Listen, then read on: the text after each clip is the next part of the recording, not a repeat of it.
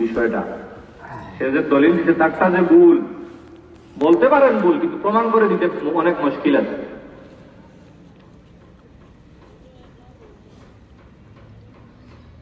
সবার দাবি সবাই সঠিক, ঠিক কি ঠিক না? সবাই দাবি করে সবাই ঠিক। একেবারে হযরত প্রায় বয়ানে বলেন, মুচি আছে না, আমরা বলি মচিয়া, তাদের দাবি তারা ছাড়া আর কেউ বেহেশতেই যাবে না। তাদের দাবি কি? একমাত্র তারাই বেহেশতে যাবে, আর কেউ বেহেশতে যাবে না। তারা বলে কি, মুসলমান যারা এরা বেহেশতে যাবে না। এর কারণ কি জানেন?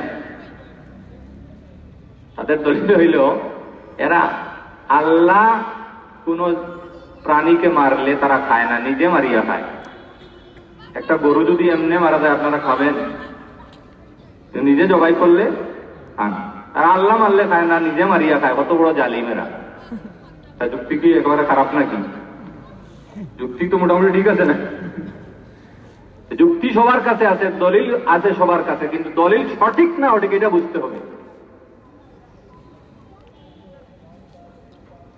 আর আমরা সমাজের একটা জেনারেল স্লোগান আছে, ঐক্যর স্লোগান, এক হো, এক হো, সবাই এক হো। কথা খুবই সুন্দর,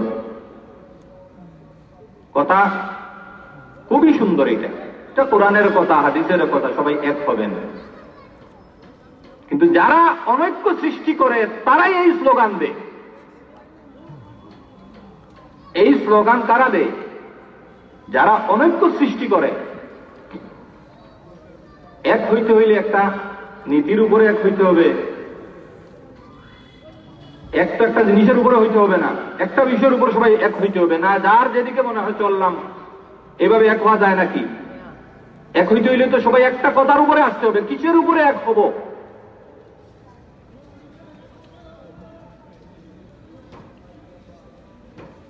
যারা বাতিল, যাদের কারণে অনৈক্য সৃষ্টি হয়েছে, তারাই এই স্লোগানটা দেয়, আমরা সবাই এক হতে হবে। এর মতলব হইল সবাই, কাদিয়ানি হোক, শিয়া হোক, মদুদি হোক, লাম, সবাই এক হইতে হবে। সবাই এক হইলে এটার নাম এক হওয়া নাকি? এক কিসের মধ্যে হইতে হবে? এটা তো আল্লাহ রসুল, আল্লাহ কোরআনের মধ্যে বলে গেছেন, আল্লাহ রসুল হাদিসে বলে গেছেন। কিসের ভিত্তিতে এক হতে হবে?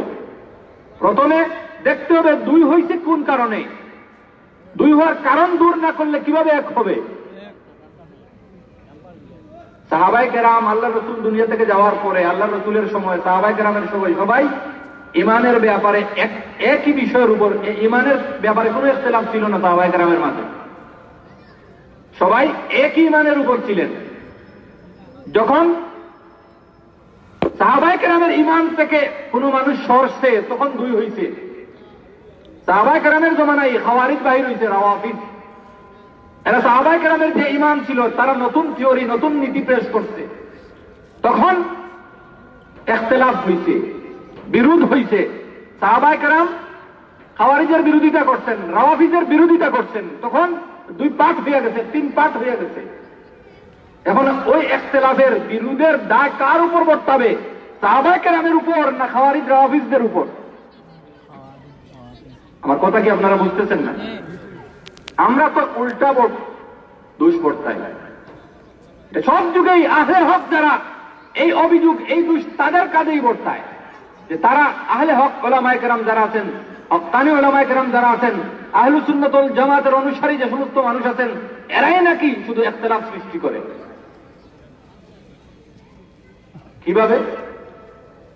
মনে করেন নবীগণ নিষ্পাপ, এটা ঈমান না? সব মুসলমানের আকীদা, বিশ্বাস। একদল বাহির হইছে, তারা বলেন নবীরা গুনাহগার। এখন উলামায়ে কেরাম বললেন, যারা নবীদেরকে গুনাহগার বলে এরা বাতিল, এরা প্রকৃত মুসলমান হইতে পারে না। এখন ইখতিলাফ কে ধরাইল? উলামায়ে কেরাম। উলামায়ে কেরাম যদি মুখ বন্ধ করে নিতেন, যারা নবীদের দোষী বলে তাদেরকে বাতিল বলতেন না, তাহলে তো আর ইখতিলাফ হইতো না।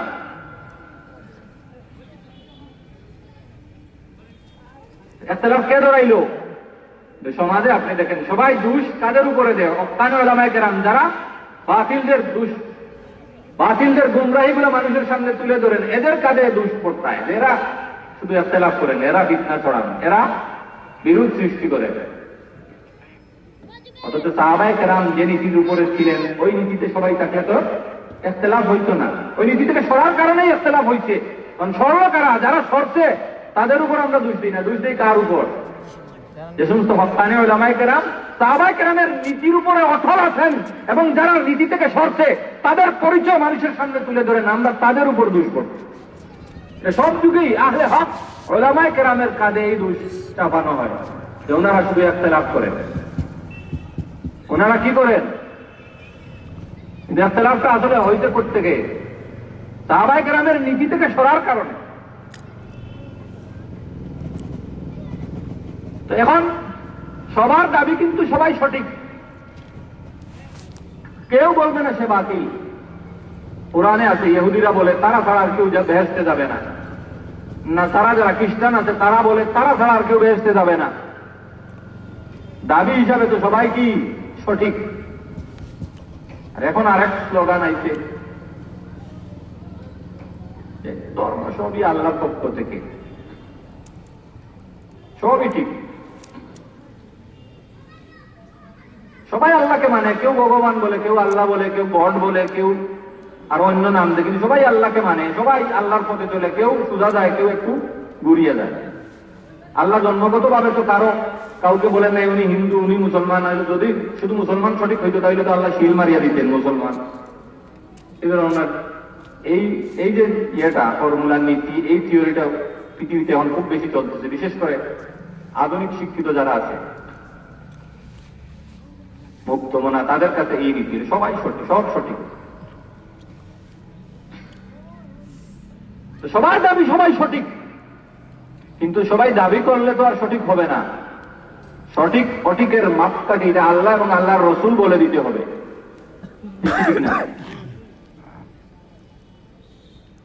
এবং ইখতিলাফ হবে, বিরোধ হবে, এটা কেউ বন্ধ করতে পারবে না। আমি আপনি যদি চেষ্টা করি যে দুনিয়ার সবাই সব মানুষকে এক দল বানাইয়া দেব, সম্ভব না। আল্লাহর বিধানের খেলাফ, বিরোধী চিন্তাধারা। আল্লাহ কোরআনে বলছেন লাউ শাআ লাজাআলান নাস উম্মাতান ওয়াহিদা ওয়া লা ইয়াযালুনা মুখতালিফিন। আল্লাহ চাইলে সবাইকে এক উম্মত, এক দল বানাইয়া দিতেন, মানুষের মধ্যে কোনো ইখতিলাফ থাকতো না। আল্লাহ চান না সবাইকে এক দল বানাইয়া দেওয়া, কারণ এক দল বানাইছেন আল্লাহ বেহেশতে যাওয়ার জন্য, আর এক দলকে বানাইছেন জাহান্নামের জন্য। সবাই যদি এক দল হয়ে যায়, হয়তো জাহান্নামী হইতে হবে সবাই, নতুবা সবাই কি হইতে হবে? জান্নাতি হইতে হবে। এটা কখনো সম্ভব না। এটা আল্লাহর সিদ্ধান্তের বিপরীত। আল্লাহ রাসূল দোয়া করছিলেন না, তিনটা দোয়ার মধ্যে একটা হইল আমার উম্মতের জন্য আপোষ পরস্পরে ইখতিলাফ না হয়, বিরোধ না হয়, ঝগড়াঝাটি না হয়। এটা কবুল হয় নাই। যদি ইখতিলাফ বন্ধ হয়ে যায় তাহলে তো কিয়ামতই হবে না, সবাই যদি সত্যের হকের উপরে থাকে। তাইলে ইখতিলাফ থাকবেই। ইখতিলাফ আল্লাহ রাসূল আল্লাহ তাআলা কোরআনে অন্য আয়াতে বলেছেন ওয়া আন্না হাযা সিরাতী মুস্তাকিমান ফাত্তাবিউ ওয়া লা তাত্তাবিউস সুবুলা ফাতাফাররাকা বিকুম আন সাবিলি। তিরমিজি শরীফে হাদিস আছে, হযরত আব্দুল্লাহ ইবনে মাসউদ রাদিয়াল্লাহু তাআলা আনহু। এই আয়াতের ব্যাখ্যায় আল্লাহ রাসূল একদিন একটা টান দিতেন, সুজা টান, মাটিতে একটা সুজা টান দিতেন। আর ওয়াখাত্তা ফুতুতান আন ইয়ামিনিহি ওয়া ইয়াসারি, এটার ডানে বামে আর অনেকটা টান দিতেন। এরপর আল্লাহ রাসূল বলছেন হাযা সাবিলুল্লাহ, এই সুজা টান যেটা সুজা পথ, এটা হলো আল্লাহর পথ। এই যে আল্লাহ বলছেন আন্না হাযা সিরাতী মুস্তাকিমান ফাত্তাবিউহু, আমার সুজা পথ যেটা, এটা তোমরা অনুসরণ করো। এই আল্লাহ রাসূল সুজা টানকে বুঝাইছেন এটা হলো আল্লাহর পথ, এটা হলো সুজা পথ, এটাই সিরাতে মুস্তাকিম, এটাই আহলে হকের পথ। এরপরে আল্লাহ রাসূল এই যে পাশে আরো টান আছে না, এইদিকে কয়েকটা রাস্তা, এইদিকে কয়েকটা রাস্তা, এরপরে বলতেছেন এই যে ডান বামের যে পথগুলো আছে এগুলো হইল কি সুবুল। কোরআনে কারীমে আল্লাহ কি বলছেন ওয়ালা তাত্তাবিউস সুবুল, আরো অনেক পথ আছে, এগুলো তোমরা অনুসরণ করবে না, করিও না। আল্লাহ রাসূল বলতেছেন ওইগুলো হইল আরো অনেক পথ, যেগুলা পাকা পথ, সোজা পথ না। এরপর আল্লাহ রসুল বলছেন প্রত্যেকটা রাস্তা এক একটা শয়তান বসা আছে, এই রাস্তার দিকে সে ডাকতেছে। কি বলে ডাকতেছে? সে কি বলতেছে আমি শয়তানের পথে আসো? সে কি বলতেছে হেদায়েতের পথে আসো। হেদায়েতের দাওয়াত দিতেছে, এই যেগুলাকে আল্লাহ বলছেন সুবুল, ভিন্ন ভিন্ন পথ, যেগুলোর অনুসরণ না করার জন্য আল্লাহ বলছেন, কিন্তু শয়তান ওইগুলোর দিকে দাওয়াত দিতেছে, দ্বীনের ইসলামের কথা, হেদায়েতের কথা বলে।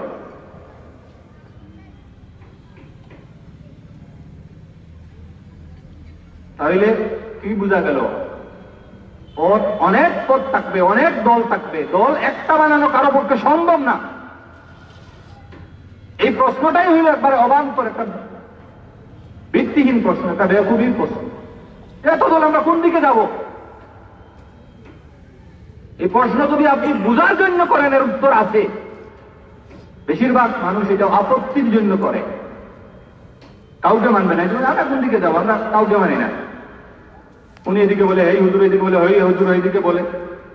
এই উত্তর দিলে কি আল্লাহর কাছে বাধা যাবে নাকি কিয়ামতের মাঠে? যে আল্লাহ আমরা তো কোন দিকে যাবো? এক এক দল এক এক দিকে ডাকছে, আমরা কোনো কারো পক্ষে যাই নাই। আল্লাহ তো বলছেন আপনি এক পক্ষে যাইতে হবে, সোজা পথে যাইতে হবে। আপনি কারো পক্ষে না গেলে আল্লাহর কাছে বাঁচতে পারবেন?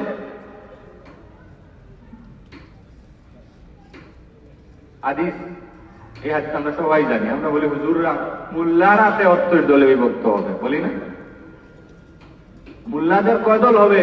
73 দল। কিন্তু হাদিসে মুল্লা বলা হয় নাই।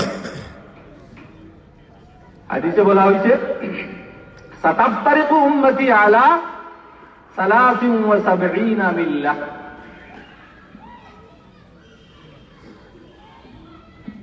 আল্লাহ রাসূল বলেন আমার উম্মত 73 দলে বিভক্ত। উম্মত বলছেন, মুল্লা বলেন নাই, হুজুর বলেন নাই।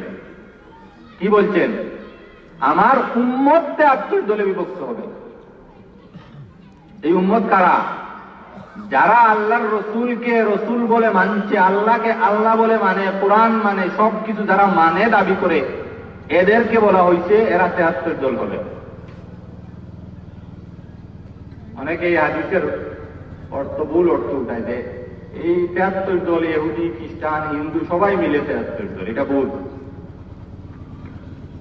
এখানে উম্মত বলতে উম্মতে এজাবা, যারা আল্লাহ রসুলকে নবী বলে গ্রহণ করছে, এদের কথা বলা হয়েছে। কারণ ইহুদিদের কথা এখানে বলা হয় নাই, ইহুদিদের কথা হাদিসে আগে বলা হয়েছে। ইফতারাকাতিল ইহুদু আলা 71 মিল্লাহ। ইহুদিগণ 71 দলে বিভক্ত হয়েছে। নাসারা খ্রিস্টানদের কথা বলা হয়েছে, এরা 72 দলে বিভক্ত হয়েছে। আর আমার উম্মত 73 দলে বিভক্ত হবে। তাহলে ইহুদি খ্রিস্টানকে এই 73 দলের মধ্যে শামিল? তাদের কথা আগে আলাদা বলা হয়েছে। ইহুদি 71 দলে বিভক্ত হয়েছে, নাসারা হয়েছে, খ্রিস্টান হয়েছে 72 দলে। আমার উম্মত হবে 73 দলে। এই উম্মতের মধ্যে ইহুদি আর খ্রিস্টান আছে নাকি?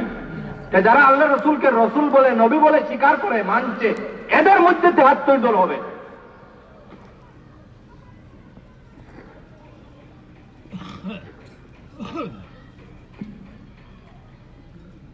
শুধু রসুল মানলেই হবে না, রসুলের পাঠানো পদ্ধতি মতে মানতে হবে, তাহলে রসুল মানা হবে। তখন সাহাবায়ে কেরাম কি প্রশ্ন করছেন? আমাদের মতো প্রশ্ন করছেন নাকি যে আমরা তাইলে আর কারো সাথেই নাই, এত দল, আমরা কোন দিকে যাব? আমরা আর কোন দলের সাথে নেই। এই উত্তর দিতেন, এই প্রশ্ন করছেন নাকি সাহাবায়ে কেরাম? তারা সবসময় হকের তালাশে থাকতেন, এই জন্য সাথে সাথে জিজ্ঞাসা করছেন, ইয়া রাসূলুল্লাহ, আল্লাহ রসুল বলছেন এর মধ্যে 72 দল জাহান্নামী, এক দল বেহেশতি। সাহাবায়ে কেরাম জিজ্ঞাসা করছেন, ইয়া রাসূলুল্লাহ, বেহেশতি দল কারা? সাহাবায়ে কেরাম বেহেশতি দলের পরিচয় জানার জন্য উদ্গ্রীব হয়েছেন। বেহেশতি দল চিনতে হবে, আমি তাদের অনুসরণ করতে হবে। এই চাহিদা, এই আকাঙ্ক্ষা যার মনে আছে, সে অবশ্যই হক একদিন না একদিন তার নসিব হবে। আর যে হক থেকে আপত্তি করে বাঁচতে চায়, তার হেদায়েত কেউ দিতে পারবে না। অথবা তালাশ করলে কিয়ামত পর্যন্ত অবশ্যই আল্লাহ হকের রাস্তা তার সামনে পরিষ্কার করে দেবে। সালমান ফারসি রাদিয়াল্লাহু তাআলা বাদশার ছেলে ছিলেন, মজুসি ছিলেন, অগ্নি পূজক। কিন্তু উনি হকের তালাশে বাইর হয়েছেন। খ্রিস্টানদের কাছে গেছেন, ইহুদিদের কাছে গেছেন, গোলাম হিসাবে ওনাকে বিক্রি করা হয়েছে, কিন্তু এরপরে প্রায় 300 বছরের মতো হায়াত পাইছেন। শেষ জীবনে আল্লাহ রসুলের সাথে ওনার সাক্ষাৎ হয়েছে, ঈমান আনিয়া মওত হয়েছে। উনি হকের তালাশে ছিলেন, খ্রিস্টানদের কাছে গিয়ে উনি হক পান নাই, ইহুদিদের কাছে পান নাই, যার কাছে পান নাই তার কাছ থেকে আরেকজনের কাছে গেছেন, তালাশ করতেছিলেন, এই জন্য পাইছেন। আমি আপনি যদি তালাশ করি তাহলে তো অবশ্যই পাবো, আর যদি আপত্তি করি আমরা কোন দিকে যাবো, মানে আমি কারোর সাথে নাই, তাহলে আপনি হক কখনো পাবেন না। এই জন্য আল্লাহ রসুল যখন বলছেন 72 দল জাহান্নামী আর 1 দল বেহেশতি, এরা কারা? সাহাবায়ে কেরাম প্রশ্ন করছেন, এরা কারা? কিয়ামত পর্যন্তের জন্য আল্লাহ রসুল একটা উসুল, নিয়ম, একটা মূলনীতি বলে গেছেন কারা হকের উপরে আছে। আহলে হকের আরো অনেক পরিচয় আছে, কিন্তু এটা হলো মূল একটা নীতি বলে গেছেন। বিভিন্ন যুগে বিভিন্ন পরিচয় ছিল আহলে হকের, বিভিন্ন শাআর ছিল, কিন্তু এটা হইল মূল নীতি। আল্লাহ রসুল এই হাদিসের মধ্যে বলছেন যে হকের উপর কারা, বেহেশতি কারা, আহলুস সুন্নাত ওয়াল জামাত কারা। আল্লাহ রসুল বলছেন মা আনা আলাইহি ওয়া আসহাবি, আমি যে তরিকা, যে নীতির উপর আছি এবং আমার সাহাবায়ে কেরাম যে নীতির উপর, তরিকার উপরে আছেন, ওই তরিকাই হইল বেহেশত। এই তরিকার উপর যারা থাকবে তারাই বেহেশত। মা আনা আলাইহি ওয়া আসহাবি, আমি যে তরিকার উপরে আছি এবং আমার সাহাবায়ে কেরামরা যে তরিকার উপরে আছে, এই নীতির উপরে, এই তরিকার উপরে যারা থাকবে তারাই বেহেশতি, আর বাকি সবাই জাহান্নামী। ইসলামের নাম নিলে এদের কি জাহান্নামী বলা যায় না? ইসলামের নাম নিলেও জাহান্নামী বলা যায়। আল্লাহ রসুল বলছেন এরা আমাকে নবী মানবে, কোরআন মানবে, এরা আমার উম্মতের দাবিদার হবে, কিন্তু এরা জাহান্নামী 72 দল।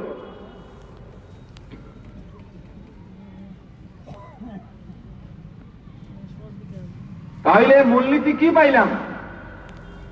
সাহাবায়ে কেরাম যে নীতি, আল্লাহ রসুল যে নীতির উপরে ছিলেন, যে তরিকার উপরে, যে হেদায়েতের উপরে, সাহাবায়ে কেরাম যে তরিকার উপরে ছিলেন, ওই তরিকার উপরে যারা থাকবে তারাই আহলে হক, তারাই বেহেশতি।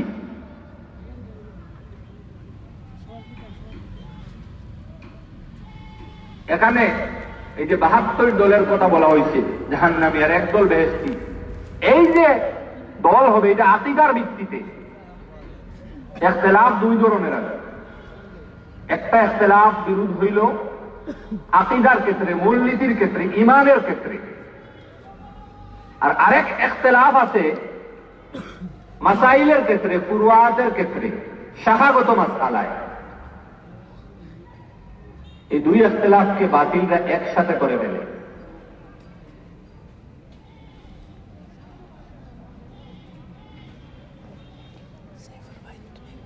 যে হাদিসে আসছে 73 জন উম্মত হবে, এই ইখতিলাফটা হইল কি আকীদার ক্ষেত্রে, ঈমানের ক্ষেত্রে।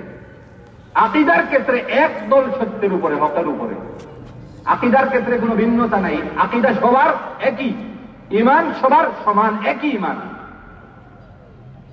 মাসআলার ক্ষেত্রে, মাসাইলের ক্ষেত্রে ইখতিলাফ হইতে পারে। 4 মযহব আছে না, 4টাই সঠিক, কিন্তু কিছু কিছু মাসআলায় 4 মযহবের ইখতিলাফ আছে, শাখাগত ছোট ছোট মাসআলায়। কিন্তু এখানে অনেক সময় বাতিলরা মানুষকে বিভ্রান্তিতে ফেলে। এক এক বাতিল এক এক ধরনের বিভ্রান্তিতে ফেলে। যেমন লামযবী যারা আছে তারা মানুষকে বুঝায় আল্লাহ রসুল বলছেন 1 দল বেহেশতি, বলছেন না? তারা হলো 4 দল, হানাফি, শাফি, হাম্বলি, মালিকি।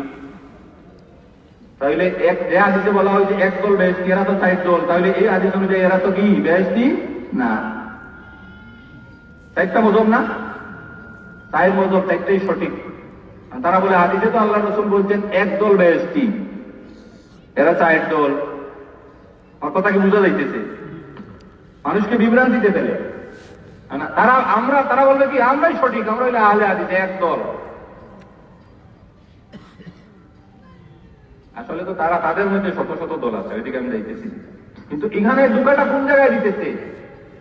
যে হাদিসের মধ্যে ইমানের কথা বলা হয়েছে, আকীদার কথা বলা হয়েছে, ওই হাদিসটা ফিট করছে আনিয়া শাখাগত জুজি মাসলা মাসাইলের ক্ষেত্রে, আমলের যে সমস্ত বিষয় আছে ওইগুলোর সাথে।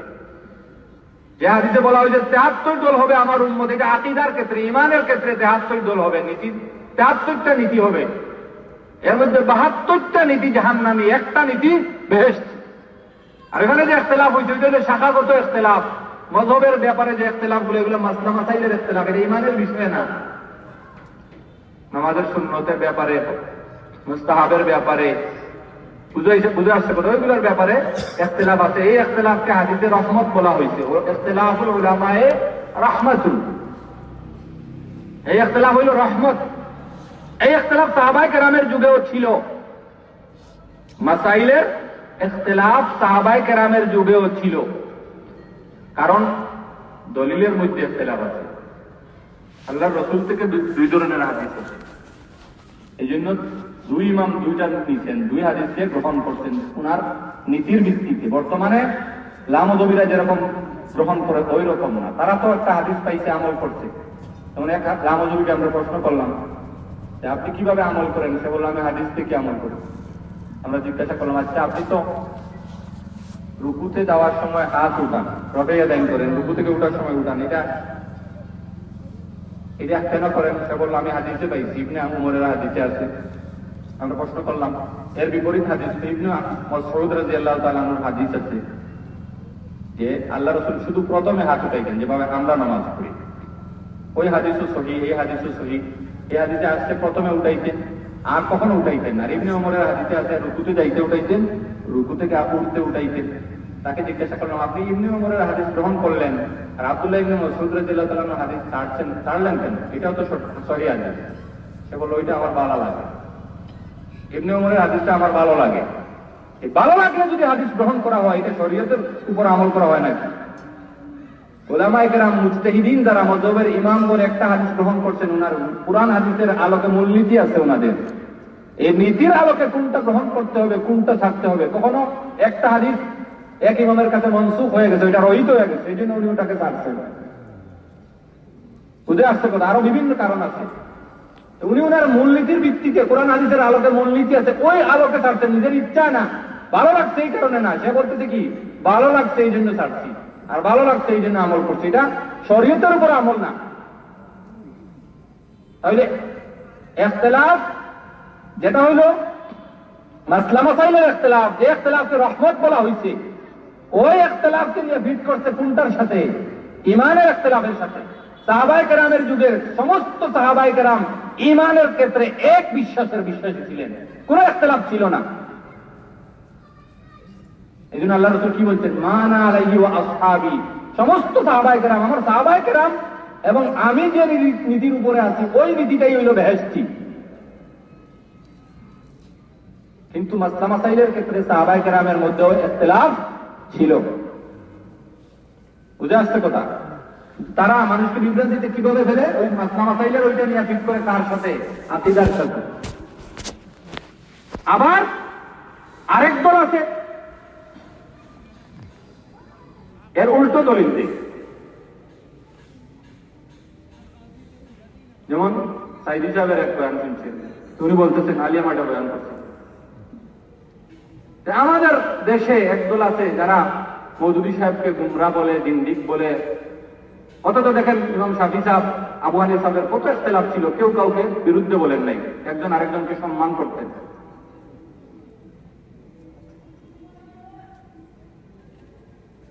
আবু হানিফা সাহেব আর শাফি সাহেবের ইখতিলাফটা কি ছিল? ইমানের ইখতিলাফ। এটা কোনটা আফজল, কোনটা আফজল না, কোনটা মুস্তাহাব, ছোট ছোট মাসলাগত বিষয়ে ইখতিলাফ ছিল দলিলের ভিত্তিতে। আর মওদুদী সাহেবের সাথে উলামায়ে কেরামের ইখতিলাফ হলো ইমানের বিষয়ে, নবী নিষ্পাপ কি নিষ্পাপ না। ওনার ভাষায় নবী নিষ্পাপ না, নবীর নবুয়তের দায়িত্বে ভুল ত্রুটি হয়েছে, এই দুই ইখতিলাফ কি সমান? লামদবিরা এক ধরনের মানুষকে বিভ্রান্তিতে ফেলায়, তারা এটার উল্টাইয়া আরেক সাইডে নিয়ে বিভ্রান্তিতে ফেলায়। এরা আকাইদের এইটারে নিয়ে কোন দিকে ফিট করে? জুজিয়াতের দিকে, মাসলা মাসাইলের ক্ষেত্রে। এরা মাসলা মাসাইলের এটা নিয়ে আকীদার ক্ষেত্রে ফিট করে। আবু হানিফা শাফি সাহেবের ইখতিলাফ ছিল এটা দলিলের ভিত্তিতে, শাখাগত মাসলা, কোনটা মুস্তাহাব। উনি বলছেন হাত নাভির উপরে বাঁধা হইলে আফজল, ইমাম শাফি সাহেব। আবু হানিফা বলছেন নাভির নিচে বাঁধা উত্তম। দুইজনেরই দলিল আছে। এই ইখতিলাফ এটা দলিলের ভিত্তিতে, এটা জুজি মাসলাগত ইখতিলাফ, এটা রহমত। ওই ইখতিলাফ দিয়ে দলিল দিতেছেন কি মৌদুদী সাহেবের ইখতিলাফের কারণে উলামায়ে কেরাম গুমরাহ বলেন, কিন্তু এখানে তো আবু হানিফা সাহেব শাফি সাহেবকে গুমরাহ বলেন নাই, শাফি সাহেব আবু হানিফা সাহেবকে গুমরাহ বলেন নাই, একজন আরেকজনকে শ্রদ্ধা করতেন। ওই ইখতিলাফটা কি মাসলার ইখতিলাফ, আর এটা ঈমানের ইখতিলাফ। বড় বড় ঈমানের সব বিষয়ে ইখতিলাফ। উদাহরণ এটা কোন ইখতিলাফ? যে ইখতিলাফের কথা আল্লাহ রাসূল বলছেন কুল্লুহুম ফিন্নার, সবাই জাহান্নামী এক দল ছাড়া। যারা কারা? আমি এবং আমার সাহাবায়ে কেরামের নীতির উপরে আছে। এখন আপনি মনে করেন যারা সাহাবায়ে কেরামকেই মুসলমান মনে করে না, শিয়া আছে। এখন তাদের ইখতিলাফকে আপনি যদি বলেন উলামায়ে কেরাম শিয়াকে কাফের ফতোয়া দিচ্ছেন, আপনি যদি বলেন যে আবু হানিফা সাহেব শাফি সাহেবকে শাফি সাহেব আবু হানিফা সাহেবকে কত সম্মান করতেন, দুইজন দুই মযহবের হওয়া সত্ত্বেও, এটা বিভ্রান্তি না? এটা গোলা পানি করে পানি গুলা করে মাছ শিকার করে। সম্পূর্ণ সাধারণ মানুষ আমাদের মতো যারা, এরা সবাই এগুলোর পার্থক্য বুঝতে পারবে। হাদিস একটা আসার পরেই তো মানুষ হাদিসে আসে। এখন তো সমাজের সবচেয়ে বড় বিভ্রান্তি হইল যে আপনি নিজে শিক্ষিত, আপনি কোরআন হাদিস দেখবেন, নিজে কোরআন হাদিস দেখে আমল করবেন, কারণ অনুসরণের দরকার নাই। একটা হাদিস পেশ করলো, বেশি জ্ঞানী যারা তারা এখানেই বিভ্রান্ত হয়, হাদিস থেকে নিজে সরাসরি আমল করতে শুরু করে, যে হাদিসে পাই। হাদিস আপনি বুঝেন, সারা জীবন যারা হাদিস পড়ে, যারা হাদিসের কিতাব লিখছে, বুখারী, মুসলিম, তিরমিজি, আবু দাউদ শরীফ, যে সমস্ত হাদিসের কিতাব দেখে আমরা হাদিস শিখি, তারাও হাদিস বুঝে না। তারা হাদিস বুঝতে হইলে মুজতাহিদদের অনুসরণ করা লাগে। এই হাদিসের ব্যাখ্যায় শাফি সাহেব কি বলছেন, আবু হানিফা সাহেব কি বলছেন, সুফিয়ান সৌরি কি বলছেন, ওইগুলো দেখতে হয়। হাদিসের ব্যাখ্যা তারা করতে পারেন না। আর আমি বাংলা একটা বইতে হাদিস একটা দেখে হাদিসের বুঝে হইল, এর চেয়ে বড় মূর্খ তার কি হইতে পারে? কোন একটা মাস আলায় 4 ধরনের হাদিস পাইবেন, 3 ধরনের হাদিস আছে, 5 ধরনের হাদিস আছে। কোনটা মানবেন? যেটা ভালো লাগে সেইটা। এই জন্য সবার দাবি সবাই সঠিক, কিন্তু কে সঠিক কে অঠিক এটা বোঝার জন্য আল্লাহ রসুল মাপকাঠি কি দিয়া গেছেন। আল্লাহ রসুল এবং সাহাবায়ে কেরামের যে তরিকা, যে নীতি, আমি কোরআনের আয়াত দিয়ে দলিল দিতে পারি, হাদিস দিয়ে দলিল দিতে পারি, কিন্তু আমাকে দলিল দেওয়ার পরেই আপনি প্রশ্ন করবেন আপনি যে দলিল দিচ্ছেন, আপনি যে ব্যাখ্যা দিতেছেন, এই ব্যাখ্যা কি সাহাবায়ে কেরাম দিচ্ছেন? বুঝে আসছে কথা? আল্লাহ রসুল যে তরিকা এবং সাহাবায়ে কেরামের যে তরিকা, এই দুই তরিকার সাথে মিল থাকতে হবে, তাহলেই সঠিক হবে। অথবা দাবি সবাই সঠিক, কোরআন থেকে সবাই দলিল দিতে পারে, কিন্তু কোরআনের দলিল কখন সঠিক হবে? যখন সাহাবায়ে কেরামের ব্যাখ্যার সাথে, তাদের তরিকার সাথে মিলবে। এই জন্য দেখবেন সব বাতিল, যত বাতিল আছে সবাই সাহাবায়ে কেরামকে ছাড়তে চায়, কারণ সাহাবায়ে কেরামকে মাঝখান থেকে ছাড়তে পারলে কোরআন হাদিসের ব্যাপারে যা ইচ্ছা বলা যাবে। তখন কাটটা সঠিক কাটটা সঠিক কেউ আর এটা নিরূপণ করার কোনো মাপকাঠি থাকবে না। কোরআনের আয়াত দিয়া আমরা যে নামাজ পড়ি, কোরআনে আইছে কি আকিমুস সালাহ, এই সালাতের কত অর্থ আছে, আপনি যে কোনো একটা নিতে পারেন আবেদনী করতে। এখন এটা কোনটা সঠিক, এটা সাহাবায়ে কেরাম থেকে ঠিক করতে হবে। প্রত্যেকটা ক্ষেত্রে এরকম, সবাই চায় সাহাবায়ে কেরামকে ছাড়তে। আমার কাছে একজন আসছে একদিন, আসিয়া বলতেছে হুজুর আপনারা তো বলেন সাহাবায়ে কেরামকে মানতে হবে, এটা কই? কলিমা পড়লে মুসলমান না? লা ইলাহা ইল্লাল্লাহ মুহাম্মাদুর রাসূলুল্লাহ, লা ইলাহা ইল্লাল্লাহ, আল্লাহ ছাড়া আর কোনো মাবুদ নাই, আর মুহাম্মদ হইতাম আল্লাহর রাসূল, এটা মানলেই তো মুসলমান। সাহাবী মানতে হবে, এটা কই পাইলে? কথাকে বোঝা যাইতেছে?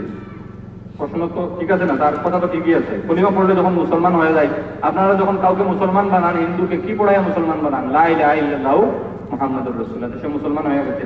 সাহাবী মানতে হবে, এটা কই পাইলেন আপনারা? আরে আমি বললাম হ্যাঁ ঠিক আছে আপনার কথা, প্রথমে তারটা মানিয়া উত্তর দিলাম। তাইলে কোরআন মানতে হবে, এটাও তো কালিমাতে নাই। কারণ কেউ যদি বলে আমি কোরআন মানি না, মুসলমান থাকবে? বললো আমি নামাজ মানি না, রোজা মানি না, বেশ কিছুই মানি না, কারণ কোরআন হাদিসে তো কলিমাতে এগুলো নাই। এই তার আগের দলিল হিসাবে এগুলো ঠিক আছে কিনা এখন তো আর সে উত্তর দিতে পারে না। তারে বললাম এইটা এই জবাব আসলে এটা তো কোনো জবাব না, কিন্তু তার দলিল দিয়ে আটকাইলাম আমি। তারপরে বললাম কালিমার মধ্যে সবকিছুই আছে, লা ইলাহা ইল্লাল্লাহু মুহাম্মাদুর রাসূলুল্লাহ, কালিমার মধ্যে সবকিছুই আছে।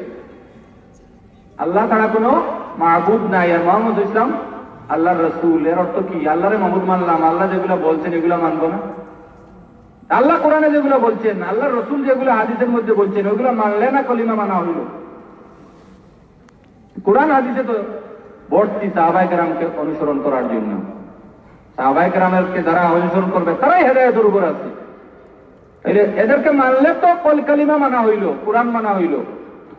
তাহলে কালিমার মধ্যে সাহাবী মানার কথা আছে কি আছে না? কালিমার মধ্যে সাহাবায়ে কেরামকে মানার কথা আছে কি আছে না? আরো পরিষ্কার ভাবে বুঝবেন একটা উদাহরণ দিই। তো ইমাম শাফি রহমাতুল্লাহ আলাইহি একবার উনি বলছেন সালুনি মা শি'তুম উহাদ্দিসুকুম মিন কিতাবিল্লাহ, তোমরা যা ইচ্ছা আমাকে প্রশ্ন করতে পারো, আমি কোরআন থেকে উত্তর দেব। এখন একজন প্রশ্ন করছে যে ইহরামের সময়, ইহরাম বুঝেন তো, হজের সময় ইহরাম বাঁধে না? ইহরাম বাঁধার পরে তো অনেক জায়েজ কাজ আছে, কি হয়ে যায়? না জায়েজ হয়ে যায়। আপনি চুল কাটতে পারবেন না, নখ কাটতে পারবেন না, তেল ব্যবহার করতে পারবেন না, সেলাই করা কাপড় পরতে পারবেন না, অনেক জায়েজ কাজ যেগুলো আছে এগুলো ইহরামের সময় না জায়েজ। এখন ইহরামের সময়, ইহরামের অবস্থায় কিছু কিছু প্রাণী আছে যেগুলো মারা জায়েজ আছে, যেগুলো মানুষের ক্ষতি করে। এর মধ্যে একটা হইল ওই যে আমাদের ভাষা বলে বিমরুল, বলা আছেন, ওইগুলো মারা যায়। তো একজন প্রশ্ন করছে, আপনি যে বললেন সবকিছু কোরআন থেকে উত্তর দিবেন, মুহরিম বিমরুল মারতে পারে, এটা আপনি কোরআনে কোথায় পাইছেন? তখন হযরত ইমাম শাফি রহমাতুল্লাহ আলাইহি বলছেন, হ্যাঁ এটা কোরআনে আছে।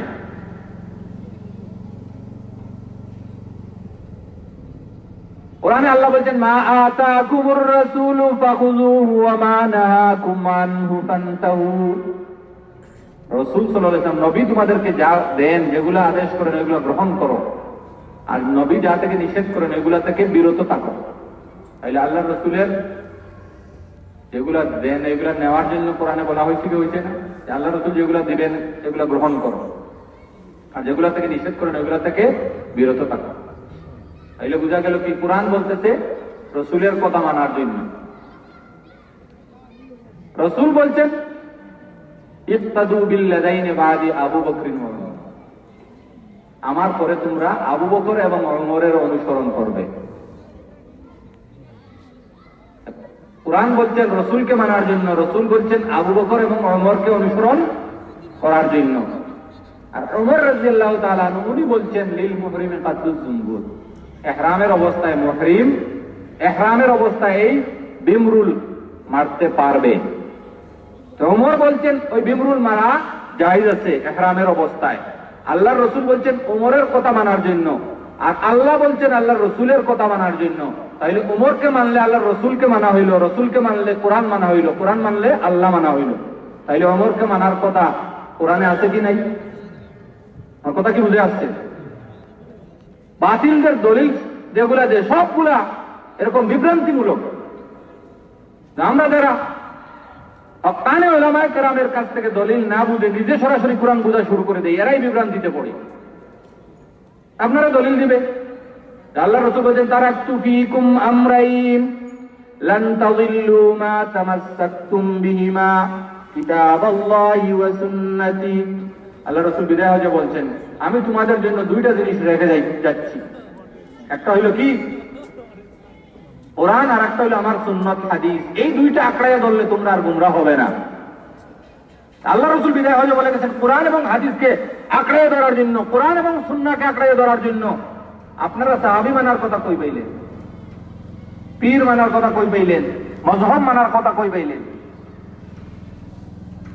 দলিল আছেন না? না, তার তো দলিল আছে। আমরা তো বলি ওরা, তারা তো হুজুর কোরআন হাদিস দিয়া বলে, তারা কোরআন হাদিস দিয়া বলে, আপনি কিভাবে বুঝবেন তারটা সঠিক না অঠিক?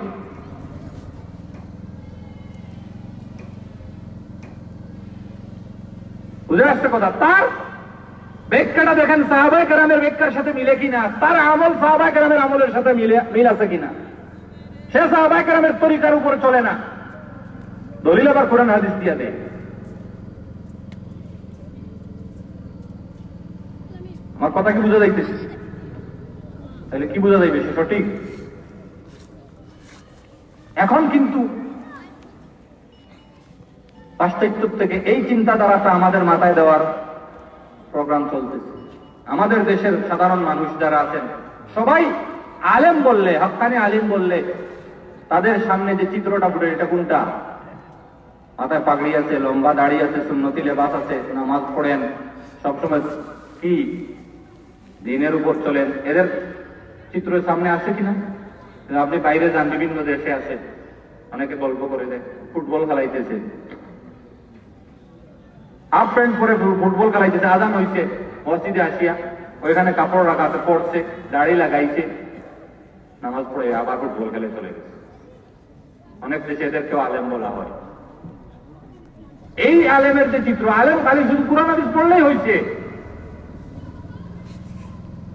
এই ধরনের আলেম তৈরি করার জন্য আমাদের দেশে আপনি যান, এই বেশি দূরে যাওয়ার দরকার নেই, সিলেট যান, ক্যাডেট মাদ্রাসা, মৌদুদিবাদীদের ওখানে মাদ্রাসা, কিন্তু এই মাদ্রাসার তাদের যে কি আছে, ইউনিফর্ম আছে, এটা হইল কি শার্ট প্যান্ট। মাদ্রাসায় শার্ট প্যান্ট ইউনিফর্ম কি জন্য রাখছে? মানুষের মাথা এই চেহারাটা, আলেম মানে শার্ট প্যান্ট হইলেও আলেম হওয়া যায়। আমাদের অনেক মানুষ আছে, দিনদার মানুষ, যারা যখন জাকির নায়ক প্রথমে বক্তব্য দিছিল, ওলামায়ে কেরাম বুঝাইয়া দেওয়ার আগেই অনেক দিনদার মানুষ এর কথা মানব না, সে শুট পরে টাই পরে এ আবার আলিম হয় কিভাবে? অনেক দিলদার মানুষ, বয়ানের দরকার হয় না, বতোয়ার দরকার হয় না, এমনি বুঝে গেছে যে না, এর কাছ থেকে দিন গ্রহণ করবো না, তার নিজের মাঝেই আল্লাহ রসুলের সুন্নত নাই। কিন্তু এই চিন্তাধারা, এই চিত্রটা মানুষের মগজ থেকে সরাইয়া শার্ট প্যান্ট কোট টাই পরলেও আলেম হওয়া যায়, এই চিত্র দেওয়ার জন্য মাদ্রাসা বানাইছে, কিন্তু ড্রেস কোড রাখছে কি? শার্ট প্যান্ট, তো কি একটা টুপি একটা আবার মাথায় আছে, দাড়িও রাখলে রাখুক, বেশিরভাগ দাড়ি সেই শার্ট প্যান্ট পরে মাদ্রাসার ক্লাস চলছে।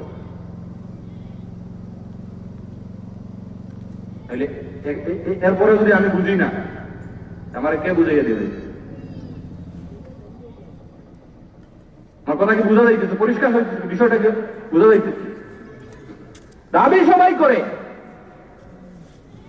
আমি সঠিক। হযরত ওমর ইবনে আব্দুল আজিজ রহমাতুল্লাহ আলাইহি, ওনার দরবারে একজন লোক ধরে আনা হয়েছে,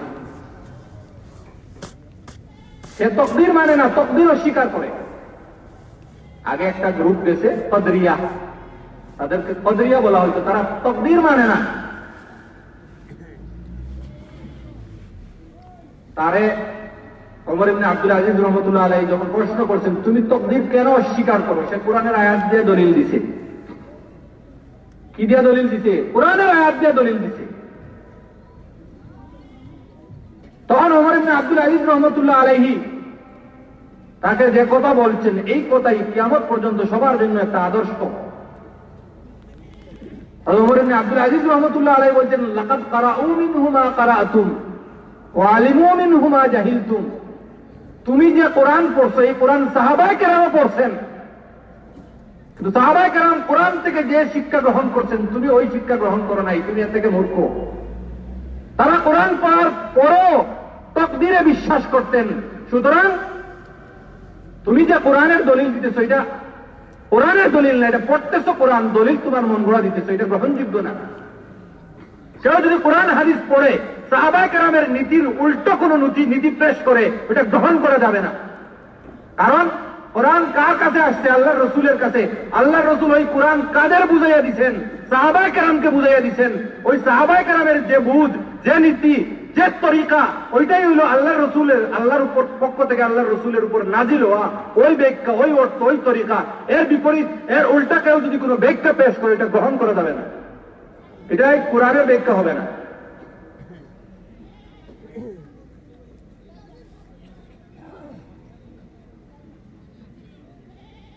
হযরত আলী রাদিয়াল্লাহু তাআলা আনহুর সময়, খেলাফতের সময় খাওয়ারিজ একদল বাহির হয়েছে। তারা কোরআনের আয়াত দিয়ে দলিল দিত, ইনিল হুকমু ইল্লা লিল্লাহ, যে ফয়সালাকারী একমাত্র আল্লাহ। হযরত আলী এবং মুআবিয়া রাদিয়াল্লাহু তাআলা আনহুর মধ্যখানে যুদ্ধ হয়েছিল, সিফফিনের যুদ্ধ। ওই যুদ্ধে দুইজনের পক্ষ থেকে দুইজনকে ফয়সাল নির্ধারণ করা হয়েছিল। আলী রাদিয়াল্লাহু তাআলা আনহুর পক্ষ থেকে আবু মুসা আশআরী রাদিয়াল্লাহু তাআলা আনহু, আর মুআবিয়া রাদিয়াল্লাহু তাআলা আনহুর পক্ষ থেকে আমর ইবনুল আস রাদিয়াল্লাহু তাআলা আনহু। আমর ইবনুল আস আর আবু মুসা আশআরী রাদিয়াল্লাহু তাআলা আনহু, এই যে দুইজন মানুষকে ওনারা ফয়সালাকারী নির্ধারণ করছেন, ওনারা, আমরা বিচারে সালিশ বানাই না, ওনারা এই দুইজনকে সালিশ বানাইছিলেন যে ওনারা যে সিদ্ধান্ত দিবেন সবাই মানবে। তারা কোরআনের আয়াত দিয়ে দলিল দিয়েছে, ইনিল হুকমু ইল্লা লিল্লাহ, ফয়সালাকারী একমাত্র আল্লাহ। এরা আলী এবং মুআবিয়া এবং তাদের অনুসারীরা দুইজন মানুষকে ফয়সালাকারী হিসাবে গ্রহণ করে নিচ্ছে, সবাই কাফের হয়ে গেছে। দলিল দিচ্ছে কোরআনের আয়াত দিয়ে, ইনিল হুকমু ইল্লা লিল্লাহ। কোরআনের আয়াতকে দলিল দেওয়ার কারণেই কি এটা সঠিক হয়ে গেছে? তো আলী রাদিয়াল্লাহু তাআলা আনহু বলছেন, কালিমাতু হাক্কিন উরিদা বিহাল বাতিল, কথাটা সত্য, কোরআনের কথা, কিন্তু মতলব খারাপ।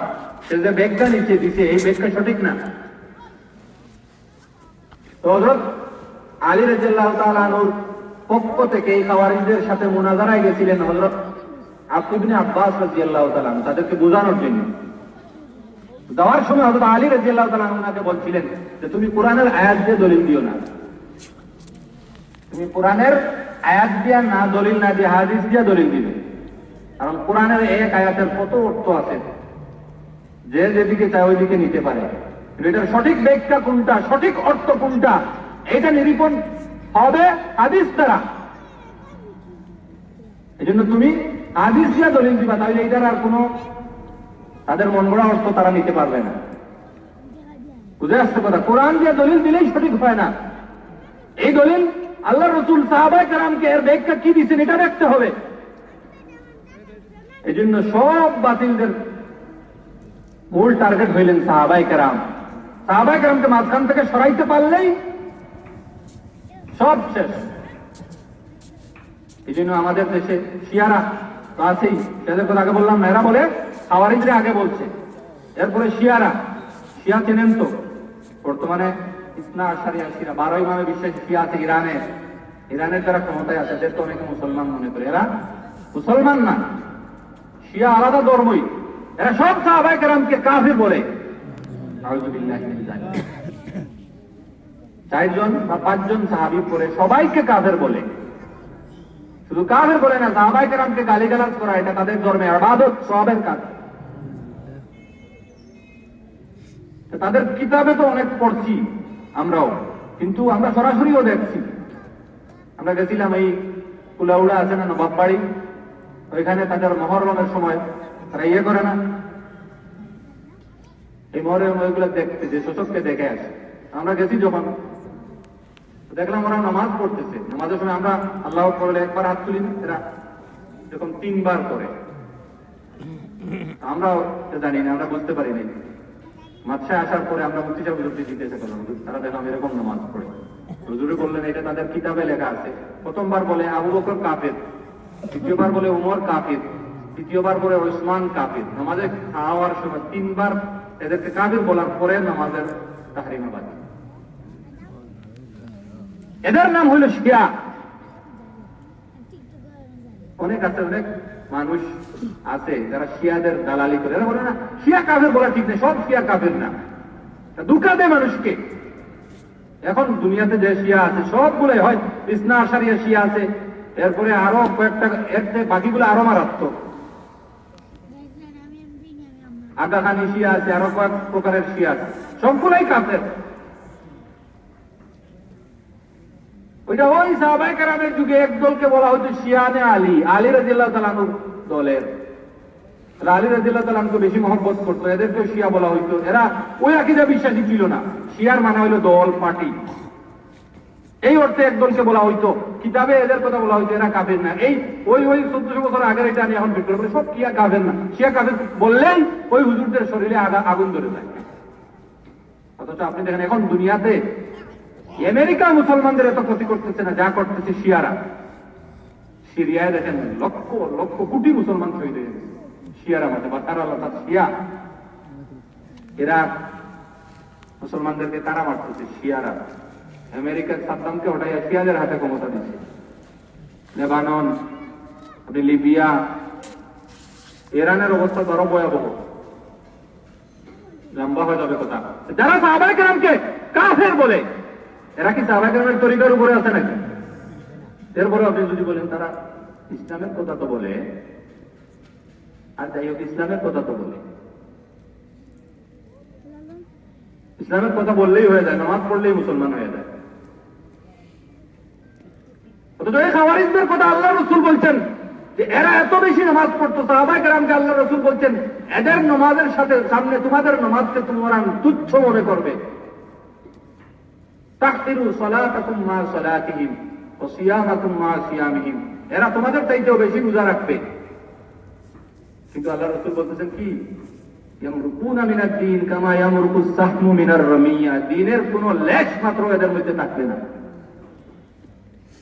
এই যে ইবনে আব্বাস রাদিয়াল্লাহু তাআলা তাদের সাথে বাহাসে গেছিলেন, উনি এসে রিপোর্ট দিচ্ছেন যে এরা সারা বছর রোজা রাখে, রোজা রাখতে রাখতে চেহারা হলুদ হয়ে গেছে, এত দুর্বল হয়েছে, ঠিকভাবে হাঁটতে পারে না, সারা রাত্র নামাজ পড়ে, সারা বছর রোজা রাখে, কিন্তু সব সাহাবায়ে কেরামকে কাফের বলে।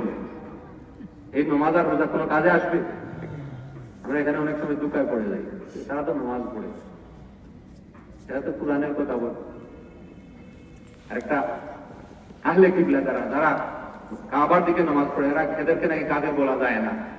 আমাদের শেওলা হুজুর আছেন এখানে, আমরা একটা মহফিল ছিল আমাদের এলাকায়, ওইখানে মজুদবাদের স্বরূপ উদ্ঘাটন, তো এক হুজুর উনারা প্রশ্ন করছেন এরা আপনারা এদের বিরুদ্ধে বয়ান কেন করেন, এরা কি নামাজ পড়ে না? এরা তো নামাজ পড়ে, দলিলও দিতেছে, হাদিসে আল্লাহ রাসূল বলেছেন মান সাল্লা সালাতানা ওয়াস্তাকবালা কিবলাতানা, যে নামাজ পড়বে কিবলার দিকে মুতওয়াজ্জিহ হয়ে, আমাদের যে কিবলা আছে কিবলার দিকে নামাজ পড়ে, ফাযালিকুম, এরাই মুসলমান, হাদিসে বলা হয়েছে। তো হুজুর উত্তরটা দিয়েছেন, হুজুর বললেন এই হাদিস আমি মানি না। হাদিস মানা না, তাহলে তো তুমি মুসলমানই না। হুজুর বললেন না, তোমার হাদিসে তো বলতেছে যে খালি নামাজ পড়লেই হয়ে গেছে, যে নামাজ পড়ে কিবলার দিকে নামাজ পড়ে সেই মুসলমান। হাদিস না মানলে কাফের, এটা হাদিসে আছে নাকি? হাদিসে তো কি বলা হয়েছে, মান সাল্লা সালাতান ওয়াস্তাকবালা কিবলাতানা, যে নামাজ পড়ে কিবলার দিকে সেই মুসলমান। আমি তো নামাজ পড়ি, হাদিস না মানলে সমস্যা কি? এখন তার উত্তর দিতে পারে না। এটা হাদিস একটা বললেই হবে না, এটার বুঝতে হবে হাদিস।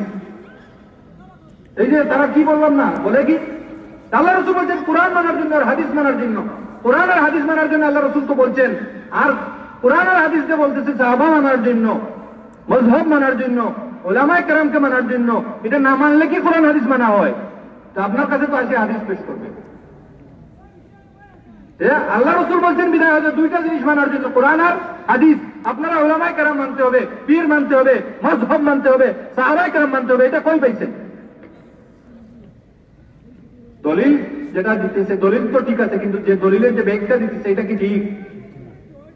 এদের না মানলে কোরআন মানা হয় কিভাবে? এই জন্য সবাই সাহাবায়ে কেরামের উপর আঘাত করে।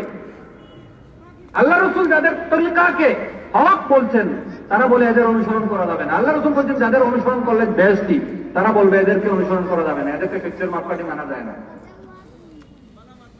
মওদুদী সাহেবের পরিষ্কার বক্তব্য, জামাত শিবিরে তাদের গঠন গ্রন্থে লেখা আছে যে একমাত্র আল্লাহ রসুল ছাড়া আর কাউকে সত্যের মাপকাঠি মানা যাবে না। আল্লাহ রসুল বললেন তাদেরকে মানার জন্য, তারা বলে আর কাউকে মানা যাবে না। আল্লাহ রসুলকে মানছে, যে বলছে, যে কথা বললো যে আল্লাহ রসুল ছাড়া কাউকে মানা যাবে না, আল্লাহ রসুলকে কিভাবে মানলো? আল্লাহ রসুলের কথাই তো মানলো না। সাধারণ মানুষ এগুলো বুঝে না, কথার বাহ্যিক সুন্দর সুন্দর কথা শুনে, কথার পুরো রহস্য বুঝতে হলে হক্কানি উলামায়ে কেরামের কাছে যাইতে হবে। বুঝে আসছে কথা? যেমন লামগবিরা আছে 20 রাকাত তারাবি ওমর রাদিয়াল্লাহু তাআলা আনহুর সময় সমস্ত সাহাবায়ে কেরাম একতাবদ্ধ হয়ে ইজমায়ের সাথে এটা ফয়সালা হয়েছিল। তারাবি কয় রাকাত? 20 রাকাত। সমস্ত দুনিয়ার সব মুসলমান এটাকে গ্রহণ করে। মানে ইজমা হইল কি কোরআন হাদিসের পরে তৃতীয় দলিল হইল ইজমা। আর ইজমার মধ্যে সবচেয়ে বড় ইজমা হইল, শ্রেষ্ঠ ইজমা হইল সাহাবায়ে কেরামের ইজমা। তারা বলে কি? যে হলো বেদাতে উমরি, উমরের বেদাত। নাউযুবিল্লাহ।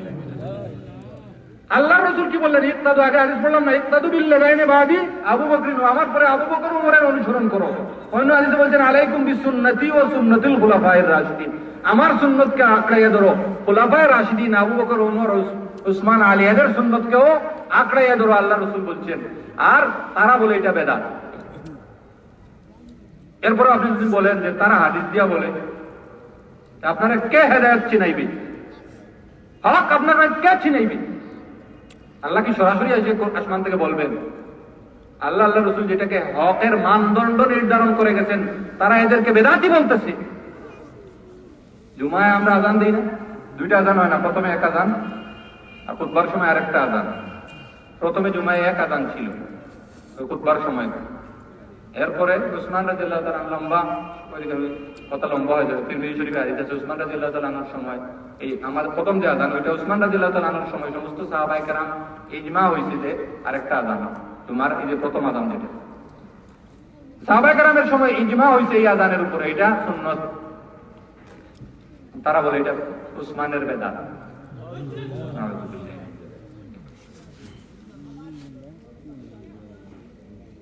বলবে কি হাদিসে এটা আল্লাহ রসুল এটা করেন নাই। আল্লাহ রসুল বলছেন উসমানের সুন্নত অনুসরণ করার জন্য। শুধু উসমান না, এখানে তো সব সাহাবী একমত, ইজমা হয়েছে এটার উপর।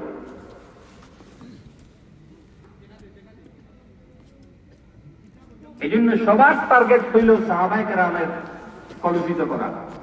হযরত আবু যুরআ রাযী রাহমাতুল্লাহ আলাইহি এই জন্য একটা কথা বলে গেছেন। বড় মুহাদ্দিস ছিলেন, মুসলিম শরীফ আছে না, ইমাম মুসলিম রাহমাতুল্লাহ আলাইহির উস্তাদ। এত বড় মুহাদ্দিস ছিলেন, ওনার 11 লক্ষ হাদিস মুখস্থ ছিল। উনি এত বড় মুহাদ্দিস ছিলেন, উনি যখন ওনার সময় সাকরাত শুরু হয়েছে, তখন বড় মুহাদ্দিসরা ওনার শাগরিদ কেউ ওনার এক কলিমা শুনাইবে এই কথা সাহস পাইতেছে না। কে কলিমা শুনাইবে? তালকিন করা হয় না মৌতের সময়, উনাকে কে কলিমা শুনাইবে? উনারা কি বলছে শুরু করছেন?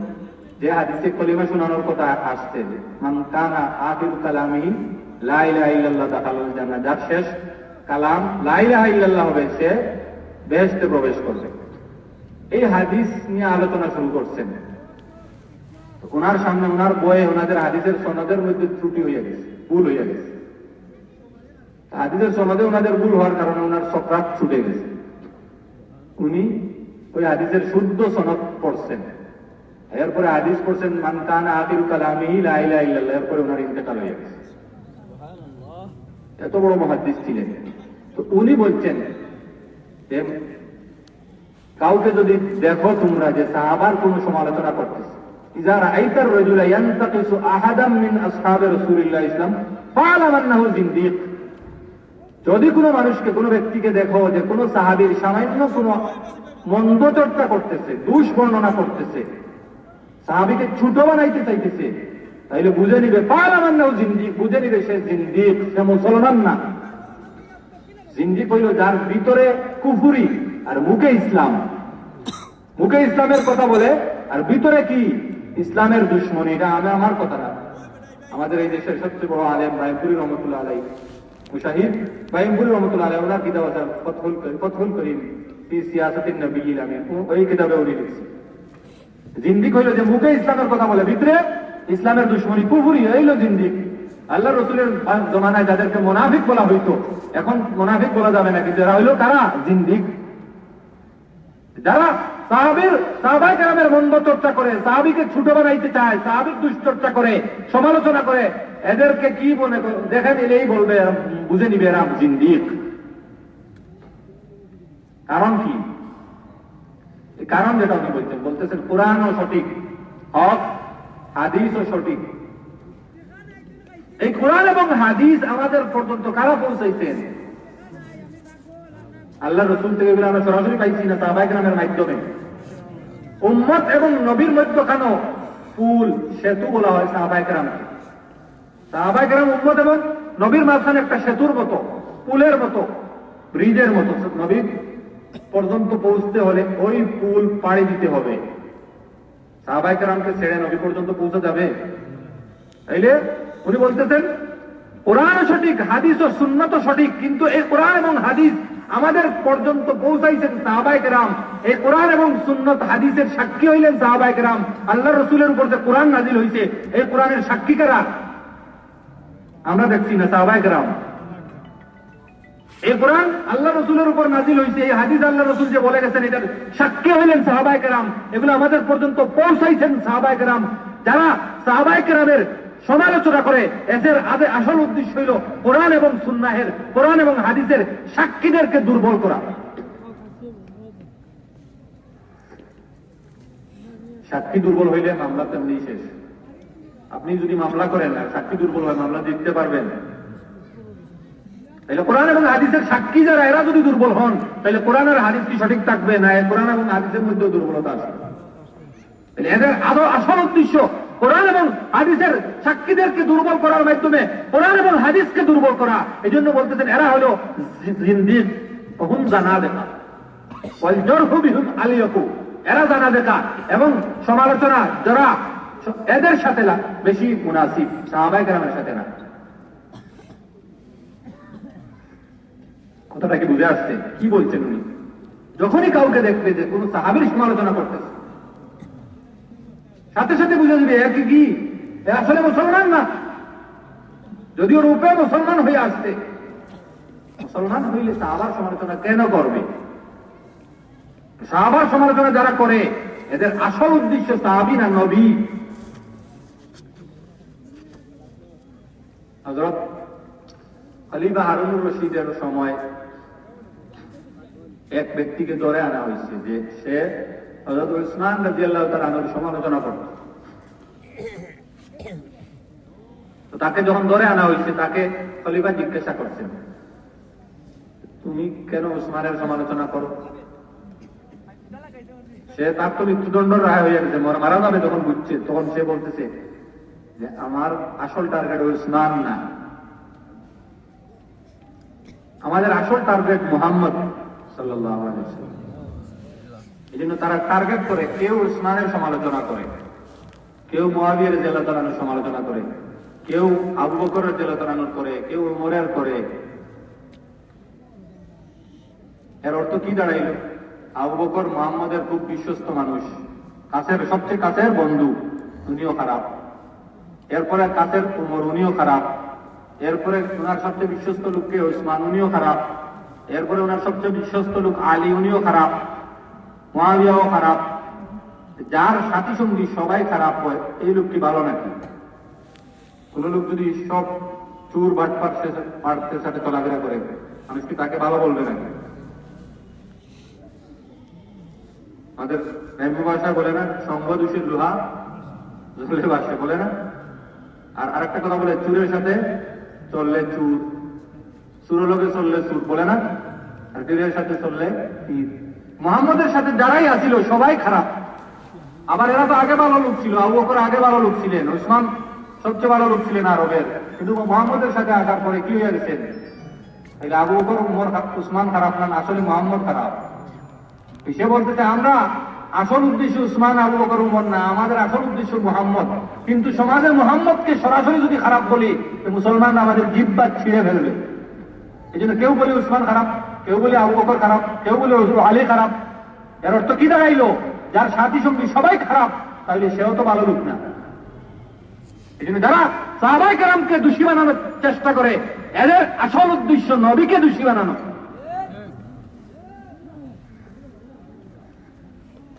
আমার কথা না, তাদের কথা, যারা এই কাজ করে তাদের কথা হইল।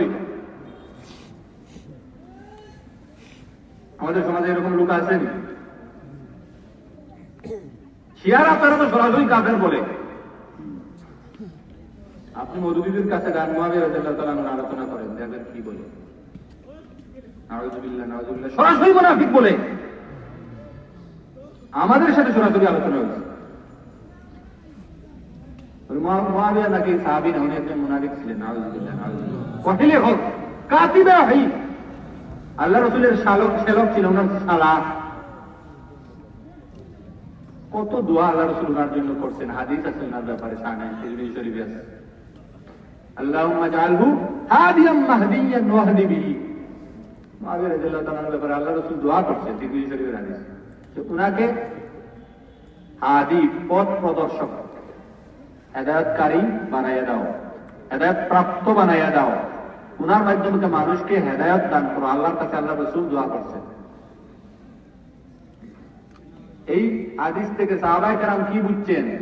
ওমর রাদিয়াল্লাহু তাআলা আনহুর সময় একজন মুআবিয়া রাদিয়াল্লাহু তাআলা আনহুর সমালোচনা করছিল। উনি বলছেন, তুমি মুআবিয়ার ব্যাপারে কোনো সমালোচনা আমার সামনে করবে না, কারণ আল্লাহ রাসূল তোমার ব্যাপারে বলছেন আল্লাহুম্মা জাআলহু হাদিয়াম মাহদিয়ান ওয়াদিবি।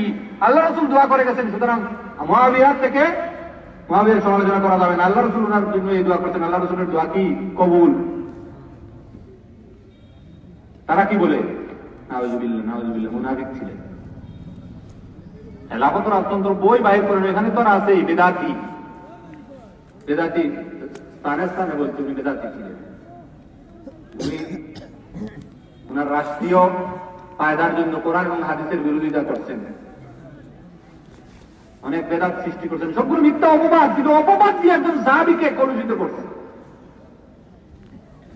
আর সরাসরি কত জামাত শিবিরের ভাইদের সাথে আলোচনা হয়, সরাসরি মুনাফিক বলেন না, উনি মুনাফিক ছিলেন, উনি তো সাহাবী ছিলেন। ঘটনা বললে কতটা ঘটনা বলতে পারবে, তাদের তাদের সাথে সরাসরি আলোচনা হয়। একটা ঘটনা বলি, বড় ঘটনা, এটা তাদের বড় একজন এমপির মুখ থেকে বাইরে। আমাদের একজন বন্ধু মানুষ ছিলেন, উনি বলে ওনার একটা ছেলের নাম মুআবিয়া। তো আমরা জিজ্ঞাসা করলাম যে কেন মুআবিয়া রাখছেন, ওনার বাড়ি নোয়াখালী। উনি বললেন যে উনার আসনে একজন জামাত ইসলামের প্রার্থী দাঁড়াইছেন মৌলভীবাদী, ওনার আত্মীয়। তো তারা সবাই দলবল মিলে এমপি সহ ওনার বাসায় আসছে যে উনি যাতে তাদের সাথে ক্যাম্পাসে বাইরে হয়। তো ওনারা যখন আসছে দাওয়াত দেওয়ার জন্য, উনি বলছেন না তোমরা তো সাহাবায়ে কেরামের সমালোচনা করো, ওলামায়ে কেরামের মুখ দিয়ে শুনছি, এই জন্য আমি তোমাদের সাথে যাই না। বিশেষ করে মুআবিয়া রাদিয়াল্লাহু তাআলা। ওই এমপি সাহেব বলে কি, মুআবিয়া একটা মুনাফিক ছিল।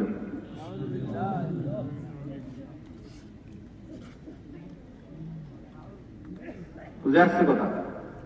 আবু যুরা রাদিয়াল্লাহু আনহু কি বলে গেছেন? ইযা রাআইতা আর-রাজুলা ইয়ানতাকিসু আহাদাম মিন আসহাব রাসূলিল্লাহ ইসলাম ফালাম আন্নাহু জিন্দিক। যখন কাউকে দেখবে কোন সাহাবীর সমালোচনা করতেছে, সমালোচনা হলে সামান্য দুশ্চর্চা, মন্দ চর্চা, ওইটার ব্যাপারে বলতেছেন জিন্দিক, আর ওরা তো সরাসরি মুনাফিক বলতেছে। এটা কি মুফতি সাহেব হুজুরের কথা নাকি? আবু যুরা রাদিয়াল্লাহু রাহমাতুল্লাহ, ইমাম মুসলিম রাহমাতুল্লাহর উস্তাদ, ওনার কথা।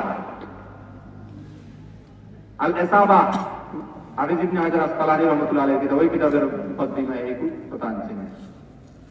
আর এটা তো আল্লাহ রাসূল হাদিসে পরিষ্কার বলে গেছেন, আল্লাহ আল্লাহ ফি আসহাবি লা তাত্তাখিযুহুম গারাদান মিন বাদি ফামান আহাব্বাহুম ফাবিহুব্বি আহাব্বাহুম ওয়া মান আবগাদাহুম ফাবিবুগযি আবগাদাহুম ওয়া মান আযাহুম ফাকাদ আযানি ওয়া মান আযানি ফাকাদ আযাল্লাহ ওয়া মান আযাল্লাহ ইউশিকু আইয়াহুল্লাহ।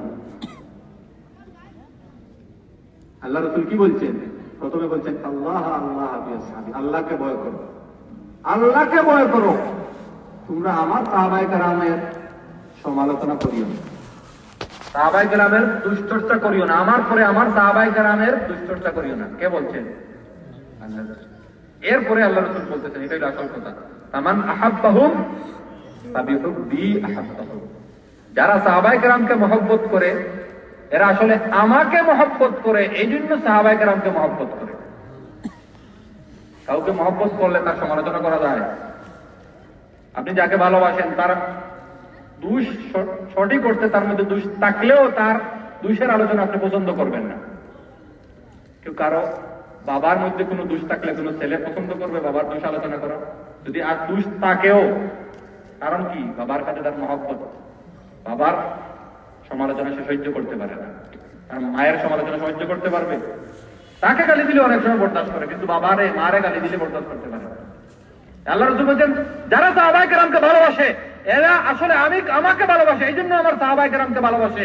আর ওমান আবগাদাহুম ফাবি বুগযি আবগাদাহুম, যারা আমার সাহাবায়ে কেরামের সাথে শত্রুতা রাখে, এদের সমালোচনা করে, এদের আসল শত্রুতা আমি নবীর সাথে, এই জন্য আমার সাহাবীর সাথে শত্রুতা রাখে। এরপরেও শেষ না, আল্লাহ রাসূল বলতেছেন, ওমান আদাহুম ফাকাদ আযানি, যারা আমার সাহাবায়ে কেরামকে কষ্ট দিল এরা আমি নবীকে কষ্ট দিল। আর ওমান আযানি ফাকাদ আযাল্লাহ, যারা আমাকে কষ্ট দিল এরা আল্লাহকে কষ্ট দিল। আর যারা আল্লাহকে কষ্ট দিল এদেরকে আল্লাহ তাআলা অতি শীঘ্রই এদেরকে ধরবেন, আল্লাহর গজব দিয়ে আল্লাহ এদেরকে পাকড়াও করবেন। তাইলে আল্লাহ এবং আল্লাহর রাসূলকে কষ্ট দেওয়া এটা হলো কুফরি কাজ, ঈমান নষ্ট হয়ে যায়। কোরআনে কারীমে আছে আয়াত, আল্লাহ তাআলা বলেন, ইন্নাল্লাযীনা ইউযুনা আল্লাহ ওয়া রাসূলাহু লা'নাহুমুল্লাহু ফিদ দুনিয়া ওয়াল আখিরাহ, যারা আল্লাহ এবং আল্লাহর রাসূলকে কষ্ট দেয় এদের উপর আল্লাহর লানত দুনিয়া এবং আখিরাত। এই আয়াতের ব্যাখ্যায় তাফসীরে মাজহারিতে আছে, নবীর কোন ধরনের দোষ বাহির করা, গুণ জাতের ব্যাপারে সত্তাগত বা গুণগত কোন ধরনের কোন দোষ যদি কেউ বাহির করে সে কাফির হয়ে যাবে। এই আয়াতে কি বলা হয়েছে? নবীকে কষ্ট দিলে কাফির হয়ে যায়, আল্লাহকে কষ্ট দিলে কাফির হয়ে যায়। আর ওই হাদিসে আল্লাহ রাসূল কি বলছেন? যারা সাহাবায়ে কেরামকে কষ্ট দিল তারা আমি নবীকে কষ্ট দিল, যারা আমি নবীকে কষ্ট দিল তারা আল্লাহকে কষ্ট দিল। এই হাদিস অনুযায়ী যারা নবী সাহাবায়ে কেরামকে কষ্ট দেয়, সাহাবায়ে কেরামকে গালিগালাজ করে, তাদের সমালোচনা করে, এই হাদিস অনুযায়ী তাদের ঈমান আছে কিনা আপনারা বলেন।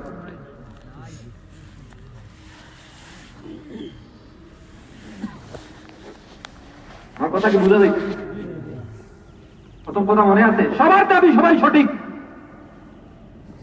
দাবি হিসাবে সবাই সঠিক, দলিলও দিতে পারবে, কিন্তু দলিল সঠিক না সঠিক এটার মানদণ্ড কি? আল্লাহ, রাসূল এবং সাহাবায়ে কেরামের তরিকার উপর আছে কিনা দেখতে হবে। তাদের তরিকার সাথে, তাদের নীতির সাথে, তাদের হেদায়েতের সাথে, তাদের ব্যাখ্যার সাথে যার কথা মিলবে সেই সঠিক, শুধু দলিল দিলেই হবে না। যে যে কথা বলবে তার ওই কথার দলিল আছে, আগেই হুজুর বলে গেছেন। মাজার পূজারও দলিল দিতে পারবো আমি কোরআন থেকে, বলছেন না? মাজার পূজা করা, কবরে চেষ্টা করা, এটার দলিলও দেওয়া যাবে, কিন্তু দলিল সঠিক না সঠিক এটার মানদণ্ড কি? সাহাবায়ে কেরাম থেকে ব্যাখ্যা তুমি প্রমাণ করো। অথবা খ্রিস্টানরাও তারা দলিল দিতে পারবে কোরআন থেকে তারা সঠিক।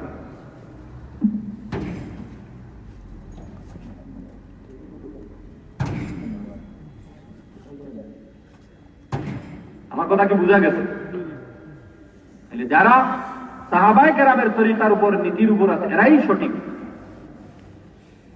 বুঝে আসছে কথা? আরো অনেক পরিচয় আছে, মৌলিক কথা যেটা এটা বললাম। হযরত হুযায়ফা রাদিয়াল্লাহু তাআলা আনহু একটা হাদিসে তিনি বলছেন, কোন ব্যক্তি সে ফিতনার মধ্যে পড়ছে কিনা এর জন্য সে নিজে যেন দেখে সে আগে যেটাকে হারাম বলতো এখন এটাকে হালাল বলে কিনা, অথবা আগে হালাল হারাম বলতো এখন হালাল বলে কিনা, তার ফতোয়া কি পরিবর্তন হয়েছে। যদি দেখে তার ফতোয়া পরিবর্তন হয়েছে সে যেন বুঝে সে ফিতনার মধ্যে আছে। আগে হারাম বলতো এখন স্বার্থের কারণে, আগে হালাল বলতো এখন হারাম হয়েছে, এরকম আছে না অনেক ফতোয়া দেখবেন। কোরআন এবং শরীয়তের দলিল তো আগের জায়গায় আছে, এরকম এরকম অনেক আছে। এখন দেখবেন কনসার্টের মতো ভিডিও চতুর্দিকে রাখা আছে। এই যে এই আগে যে এটা হারাম ছিল, আগের ওলামা কেরাম এগুলো করতেন না, এখন কোন দলিলে এটা জায়েজ হইল না? নতুন শরীয়ত আইছে নাকি? এগুলো বললে তো মানুষ বলে পানিতে মারলে হাঁটুতে পড়ে, বলে না? এক মাসালা না, অনেক মাসালা। সুদ হারাম সমস্ত মুসলমান জানতো, কিন্তু এখন ইসলাম নাম দিয়ে এটা ইসলামিক সুদ, এটা আরো কত নাম বাইরে হয়েছে, এগুলো জায়েজ হয়ে গেছে। আর অনেক মাত্রা এরকম। আপনি যদি সঠিক জিনিসের তালাশ করেন, প্রথমে এই কথা আমি বলছি তাহলে অবশ্যই পাইবেন। আপনি একটু মাথা খাটান, আমাদের যারা আকাবির বুজুর্গানে দিন এরা কোন পথে ছিলেন, এখন আমরা ওই পথে আছি না, এদের থেকে সরলে আমাদের তো ঠিক হবে না, তাদেরটা ঠিক হবে। আব্দুল্লাহ ইবনে মাসউদ রাদিয়াল্লাহু তাআলা আনহু একটা কথা বলে, আমার কথা শেষ করতেছি। এক হাদিস মিশকাত শরীফে আছে, তিনি বলছেন, মান ইস্তান্না সুন্নাতান ফালিয়াস্তান্না বিমান কাদ মাত ফাইন্নাল হাইয়া লা তু'মানু আলাইহিল ফিতনা। কেউ যদি কারো অনুসরণ করে, সে যেন যারা হকের উপর থেকে মৃত্যুবরণ করছেন, দুনিয়া থেকে চলে গেছেন, তাদের অনুসরণ করে। কারণ জীবিত কেউ ফিতনা থেকে নিরাপদ না, জীবিত থাকা অবস্থায় যে কেউ ফিতনায় পড়তে পারে না। এই জন্য যারা হকের উপরে থেকে দুনিয়া ছেড়ে চলে গেছেন, আমাদের পাইবুরি রহমতুল্লাহ আলাইহি আছেন, শেখ কৌড়িয়া, সদরী রহমতুল্লাহ আলাইহি, তানবী রহমতুল্লাহ আলাইহি, এদের ব্যাপারে সারা দুনিয়া জানে, এরা হকের উপরে থেকে মৃত্যুবরণ করে গেছেন, এদের তরিকাটাই আমরা গ্রহণ করছি। আমি আপনাদের সামনে এখন লম্বা লম্বা ভাষণ দিতেছি, কালকে আমি এদের উপর নাও থাকতে পারি, আমার অনুসরণ করলে হবে না। দেখতে হবে আমার কথা তাদের কথার সাথে মিল আছে কিনা। আমি যদি তাদের নীতি থেকে সরে পড়ি, তাহলে আমাকে গ্রহণ করা যাবে না। বুঝে আসছে কথা? আল্লাহ তাআলা আমাদের সবাইকে সত্যকে চেনার, হক চেনার এবং হকের উপর চলার এবং উলামায়ে হকের অনুসরণ করার তৌফিক দান করুন। ওয়া আখিরু দাওয়ানা আলহামদুলিল্লাহি রাব্বিল আলামিন।